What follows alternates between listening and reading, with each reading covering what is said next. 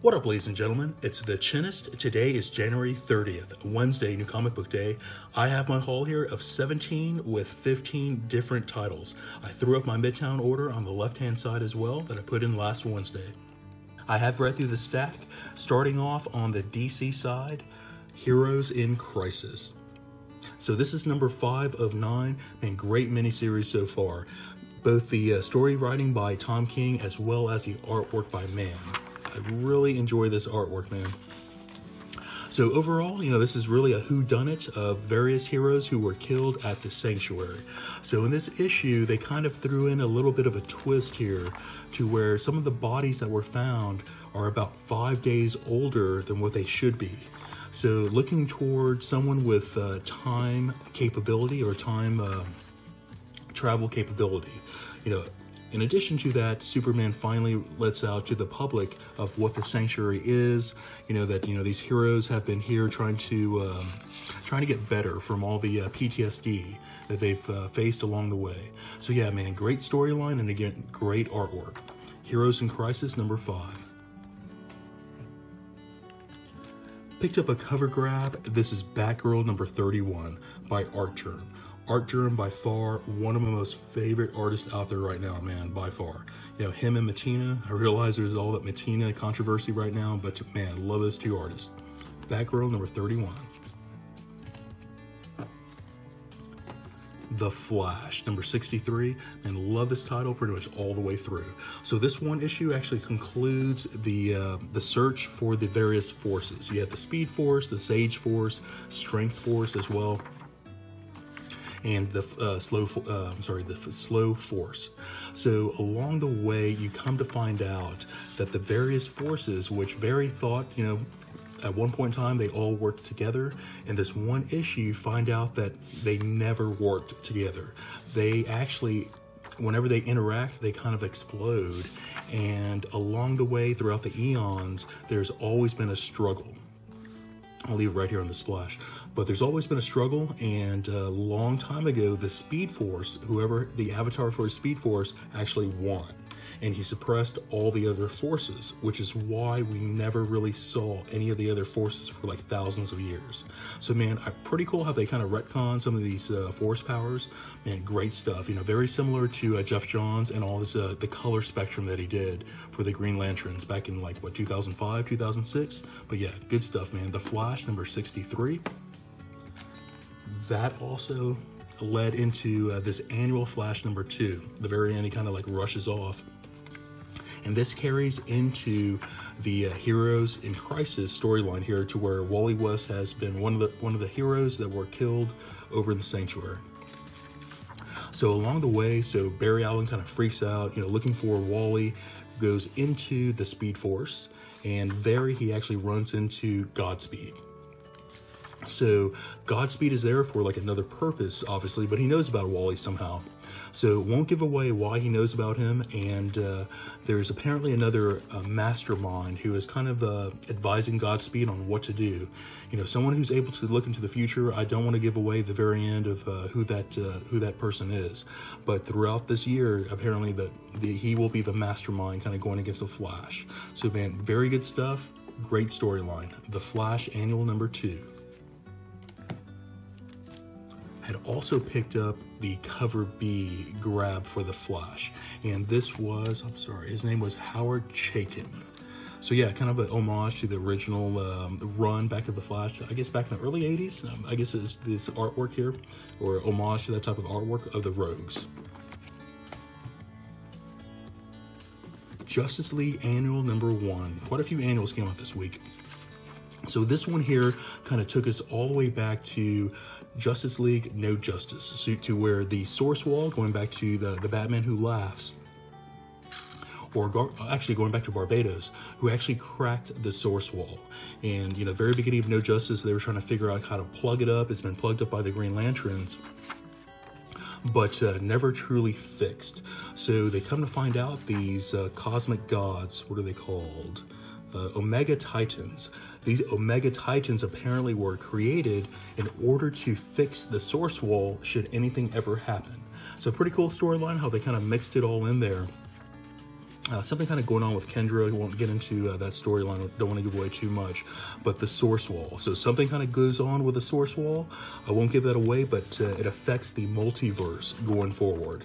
So the multiverse, after this this issue here, the multiverse will be collapsing. The multiverse is dying. So man, very pivotal type of storyline here going forward for, I guess, the entire DC universe. So yeah, Justice League Annual #1. Yet another annual from DC, Teen Titans. So love the reboot, since Damian's kind of rebooted the team, kind of built up his own teammates from scratch, but all under the guidance of Red Hood is what you find out. So a few issues back, when they were kind of trapped under the building, when they're going after the other, Damian figures out that the only other person to have possibly have known would have been Red Hood. So throughout this, you know, from his I guess his puzzle solving, he actually fights the Red Hood, assuming that it's the Red Hood who tried to kill Damian and his teammates. So of course Damian's incorrect, but man, great battle to go along here, man. Great storyline. I don't want to give away too much there, but there is a secondary storyline with the rest of the teammates, and it kind of comes back at the very end with a little bit of a twist. Don't want to give that away, but that little twist is going to be a little bit of the storyline going forward for the rest of the issues. So yeah, Teen Titans Annual #1. Moving on to Marvel, another cover grab for me. This was the Doctor Strange, I think cover D, and this is by Joe Quesada. So yeah, pretty awesome cover, man. Happy you picked it up. I think my LCS only had one of these. So yeah, happy to pick it up. Marvel Knights MK20. This was the 20th anniversary. Marvel Knights #6. So this one concludes the storyline to where our main characters have lost their memory. They could not figure out who they were, but they were living these secondary lives. They could not remember that they used to be superheroes back in the day. Some of them, like Black Panther, started to figure it out.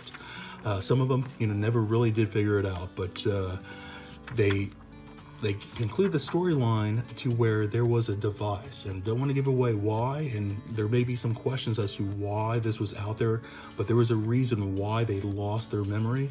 This one concludes the storyline as to what they want to do going forward, and the origin of this device. Why was this ever done?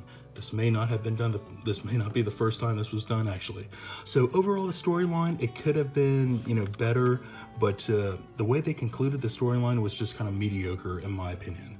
So something definitely better read in trade, but man, overall, I felt the story arc was just mediocre. But yeah, let me know what y'all think. Marvel Knights #6.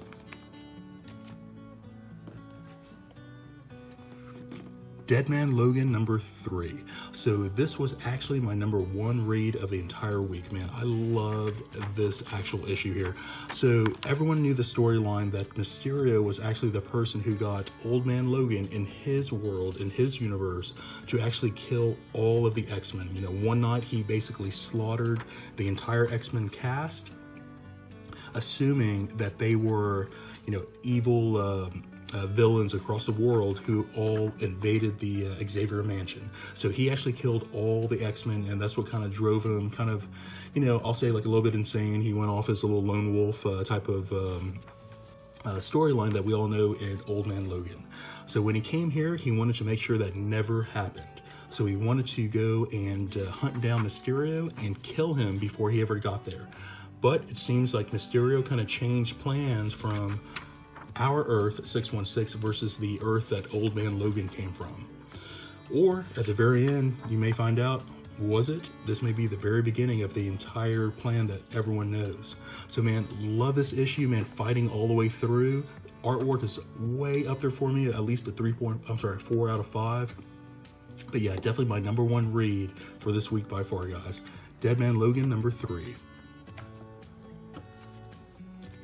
Weapon H #12. So this actually concludes this entire storyline here. This entire title is coming to a close, and they're actually going to be continuing this in another title. So overall, this one issue was just a little bit just mediocre, I would say. Man, love the pink color coming from Morgan Le Fay, by the way. But yeah, love this one page. But yeah, other than a mediocre fight, the storyline wasn't really there for me to kind of conclude this one. Don't want to give away too much of this fight here, but will say that looking forward to the new title coming out called Hulk Marines, and I think that comes out in March. I've already subscribed to it, but yeah, definitely subscribe to that one, guys. But this one actually concludes Weapon H at number 12. Ice Cream Man.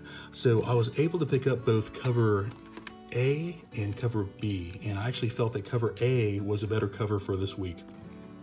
So Ice Cream Man. So along the way, I may have mentioned Ice Cream Man to me was very similar to Tales from the Crypt. For those of y'all who actually grew up and was able to watch Tales from the Crypt on HBO, you had the Crypt Keeper kind of keeping the various storylines that never connected to each other, just like an anthology of horror stories. He would present them, he would kind of close them out, and that was it. He never really had a backstory. He was just like some creepy guy. So the Ice Cream Man was very similar to the Crypt Keeper, in my opinion, to where he would kind of set up the storyline. A storyline would happen. They would never interconnect, except for one of the, I think, the annual that happened. But, generally they would never connect, and he would just go on to the next storyline. So I thought he was like a Crypt Keeper, except in one issue you had to where the cowboy came by, and they clearly knew each other, but it was just like one or two panels they talked, and they split up. That guy never came back until a few issues ago. They had, instead of like one page, they had 2-page dialogue, and that was it. You kind of knew that the cowboy was somewhat good and that Ice Cream Man was, apparently evil. This one issue is the entire issue is actually about the Ice Cream Man. Not really an origin story, but more background right before they actually came to Earth. Come to find out, they're actually, they call themselves gods. And it seems like they are gods because they could, manipulate life. But one grew up good, one grew up bad, and they're actually cousins. So man, I was really looking forward to get the background story of the Ice Cream Man versus this other cousin. Come to find out the cowboy is a cousin.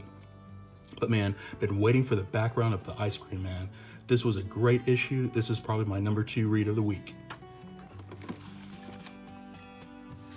Moving on to Boom Studios, this is actually my number 3 read of the week, just kind of in coincidence, all in order here. But yeah, Parish by Boom Studios, issue number 6.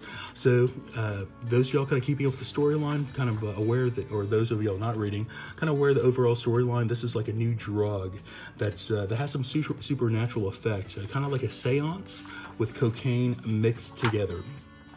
So whenever that happens, whoever the bone that was used to make the drug, it's like that ghost comes back, and the person who's doing the drug experiences those life experiences that the bone originally came from. So along the way, you have competition who's aware of this drug called Ash, and they're trying to make a counterfeit. They're trying to reverse engineer this new Ash that's out there on the streets. So some pretty horrific type of side effects happen here. I'll kind of leave it right here, but man, great storyline. My number 3 read of the week. Parish number 6. Picked up one from Dark Horse called Wyrd. So reading the premise, the solicit to this one, you had, what it sounded like a near indestructible person who was a detective who dealt with supernatural type of issues that arose. So it sounded pretty intriguing. So, pick this one up just based on that solicit there. So to get into the artwork, I felt the artwork was very, subpar to me. I felt maybe like a 1.25, maybe not even 2 out of 5, maybe like a 1.5 out of 5. Storyline was okay. I expected maybe just a little bit more just reading the solicit, but this was enough to want me to pick up a number 2.